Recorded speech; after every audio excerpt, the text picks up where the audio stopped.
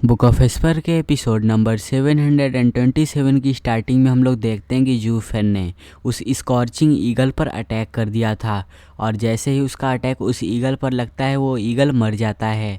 और जिस डिसाइपल का वो ईगल था वो बोलता है कि आखिर यहाँ पर चल क्या रहा है, और वो बहुत ही ज़्यादा घबराया था। और फिर उसे पीछे से जूफेन की डेविलिश स्माइल महसूस हो जाती है और वो अब समझ जाता है कि वो अब नहीं बचने वाला है। और इसके अगले ही सीन में वो भी वहाँ से गायब हो जाता है और सिर्फ उसका वहाँ पर खून ही बचता है। और जूफेन उसके खून पर से चलते हुए आ रहा था और फिर वो एक्टिवेट करता है divine I of the void और अपने फेरी को उससे कंट्रोल करते हुए बोलता है, अब बताओ हमें किस रास्ते से चलना है। और सिक्स्थ प्रिंस तो बहुत ही ज़्यादा खुश हो जाता है और बोलता है, हाँ यही तो, ये हैं मेरे आइडल, बहुत ही ज़्यादा कूल हैं ये। और लुई फेंग और लियानियर सोचते हैं हम दूसरों की टेरिटरी पर आए हैं तब भी इतने घमंडियों की तरह एक्ट कर रहे हैं।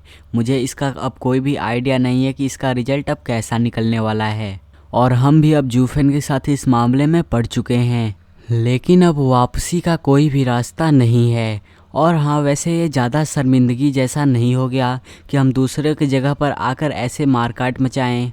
ये बिल्कुल एक वैकेशन की तरह लग रहा है कि ऐसा तो नहीं हो सकता कि लूक लैन जब हमसे 8 साल पहले फ़ाइट कर रहे थे तब भी उन्हें ऐसा ही फील हो रहा था कि जैसे वे वैकेशन पर आए हैं और मज़े कर रहे हैं।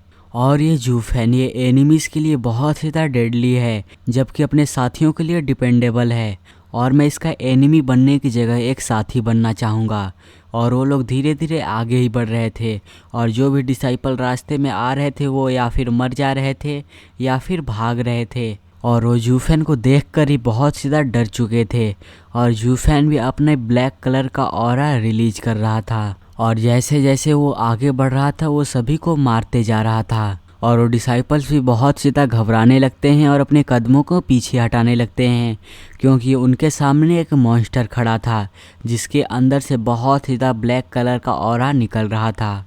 और उन डिसाइपल्स की हालत ख़राब ही हो रही थी कि ऊपर से आसमान में से ढेर सारे एल्डर्स और उनके बीच सेक्ट लीडर उड़ते हुए आते हैं। और वो एल्डर्स और सेक्ट लीडर लैंडिंग करने के बाद बोलते हैं, आखिर तुम सभी डिसाइपल्स कर क्या रहे हो, जल्दी करो और उन चोरों को पकड़ लो। और यहाँ पर चोर से मतलब जूफेन और उनके साथियों का है। लेकिन वहाँ के डिसाइपल्स बहुत ज़्यादा घबराते हुए बोलते हैं, सेक्ट लीडर वो एक मॉन्स्टर है, हम उसका कुछ भी नहीं कर सकते हैं, उसने पहले से ही हमारे हज़ारों ब्रदर्स को मार दिया है और यहाँ तक कि हम में से कोई भी उसे टच तक नहीं कर पाया है। और अगर हम उस पर अटैक करने जा रहे हैं तब हम मरने ही वाले हैं, इससे कोई भी फ़ायदा नहीं निकलने वाला है। तो सेक्ट लीडर बोलता है, क्या तुमने अभी अभी क्या कहा, ये सभी रेडिएंट स्टेज के सेकेंड लेयर, फिफ्थ लेयर और एट्थ लेयर पर हैं और यहाँ तक कि एक तो प्रोफाउंड हेवन कल्टीवेटर है।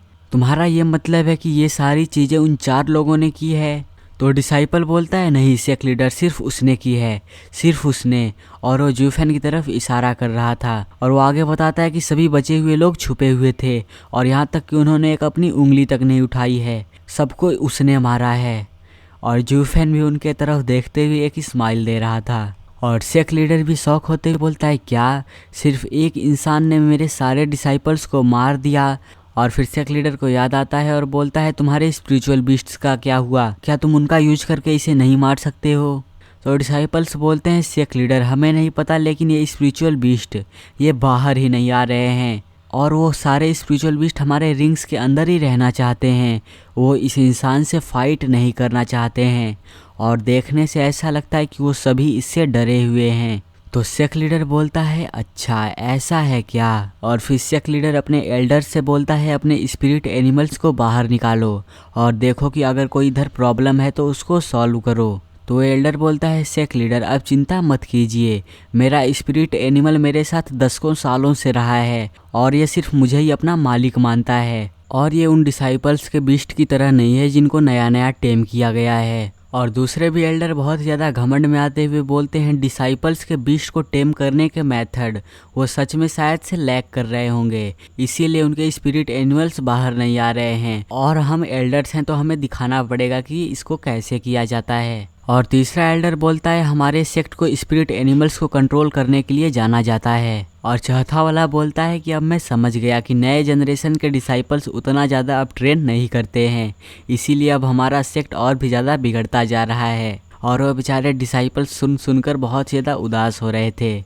और फिर सेक्ट लीडर बोलता है ये सारी बातें छोड़ो, हमें एनिमी को पहले कैप्चर करना होगा और एल्डर्स जो भी उस बच्चे को पहले कैप्चर करेगा उसे हमेशा के लिए याद रखा जाएगा। सेक्ट लीडर की बात सुनकर वो पहले वाला एल्डर बोलता है सेक्ट लीडर आप चिंता मत कीजिए, मेरा स्पिरिचुअल एनिमल 7th ग्रेड का फ्लेमिंग क्लाउड टाइगर है और ये मेरा स्पिरिचुअल बीस्ट उसे तुरंत ही टेक डाउन कर लेगा। और तो और वो बच्चा सिर्फ रेडिएंट स्टेज का कल्टीवेटर है। फ्लेमिंग क्लाउड टाइगर अब बाहर आ जाओ। और जैसे ही वो एल्डर अपने स्पिरिचुअल बीस्ट को समन करता है वहाँ पर कुछ भी नहीं होता है, बस हवा से एक पत्ता हिलता है और सारे लोग बस देखते ही रह जाते हैं। और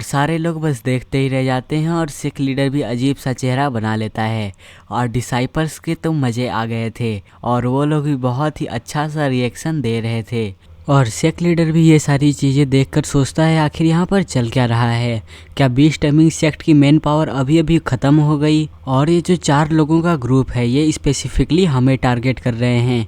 और यहाँ तक कि इन्होंने काउंटर मेजर्स को भी प्रिपेयर किया है जिससे कि हम अपने बीस्ट को समन न कर पाएँ। और जो एल्डर अभी अभी बीस्ट समन नहीं कर पाया था उसका मजा लेते हुए पीछे खड़ा एल्डर बोलता है हा हा हा हा, तुम ओल्ड कूट, अभी अभी तुम जो इतना बड़ा बड़ा फेंक रहे थे वो कहाँ पर चला गया और तुम उस बच्चे की संभालने की बात कर रहे हो जबकि तुम अपने खुद के स्पिरिट एनिमल को नहीं संभाल पा रहे हो। और वो एल्डर भी कुछ भी नहीं बोल पा रहा था क्योंकि जो भी ये बोल रहा था सही ही बोल रहा था। और फिर ये एल्डर अपनी तारीफ शुरू करते हुए बोलता है जो तुम्हारा स्पिरिचुअल बीस्ट है वो सिर्फ तुम्हारे साथ 10 या फिर 20 सालों के लिए रहा होगा, लेकिन मेरे पास एक ऐसा स्पिरिचुअल बीस्ट है जो कि मेरे साथ 1 सेंचुरी तक रहा है, मतलब कि 100 ईयर्स। और ये 7th ग्रेड का आइस कैप लेपर्ड है और हम हमेशा से ही एक ही साथ काम करते हुए आ रहे हैं और ये प्रैक्टिकली तो ह्यूमन ही बन गया है। और अब मुझे दिखाने दो कि इसको कैसे किया जाता है और तुम स्पिरिट एनिमल के साथ काम कैसे करते हो। आइस कैप लेपर्ड जल्दी से उस बच्चे का सिर खा जाओ। लेकिन जैसे ही वो इतना करता है कुछ भी नहीं होता है,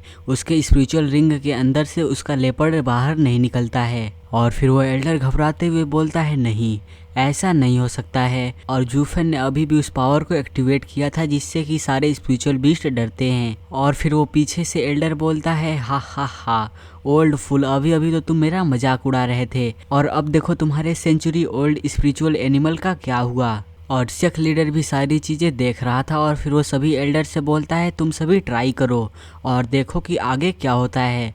तो एल्डर्स बोलते हैं ठीक है और फिर वो एक एक करके अपने स्पिरिचुअल बीस्ट को समन करने लग। क्लाउड हॉर्न्ड जायंट लिजार्ड, जल्दी से अटैक करो। तो दूसरा बोलता है 6th ग्रेड के स्पिरिचुअल बीस्ट हेवन अर्थ नेट एंट, उसे खा जाओ। और कोई दूसरा बोलता है 7th ग्रेड के spiritual beast giant tooth the things, जल्दी से आगे आओ। और लास्ट वाला बोलता है 6th ग्रेड की spiritual beast bloodthirsty unicorn lion, उसे खा जाओ। और वो सभी लगभग एक ही समय पर अपने स्पिरिचुअल बीस्ट को समन करते हैं लेकिन तब भी कुछ भी नहीं होता है, बस वहाँ पर हवा चल रही थी। और सेक्ट लीडर फिर गुस्से से बोलता है लड़के तुमने क्या किया है और यहाँ पर क्या चल रहा है, तुम अच्छे से बात करो नहीं तो।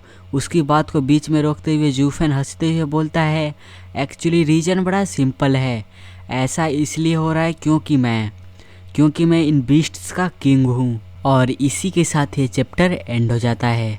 और हाँ, ये फ्राइडे और सैटरडे वाली वीडियो लेट हो गई है लेकिन मैं संडे वाली सुबह ही अपलोड कर दूंगा। और अगर आप लोगों को अगला चैप्टर जल्दी चाहिए तो इस चैनल को सब्सक्राइब करके इस वीडियो को लाइक कर देना।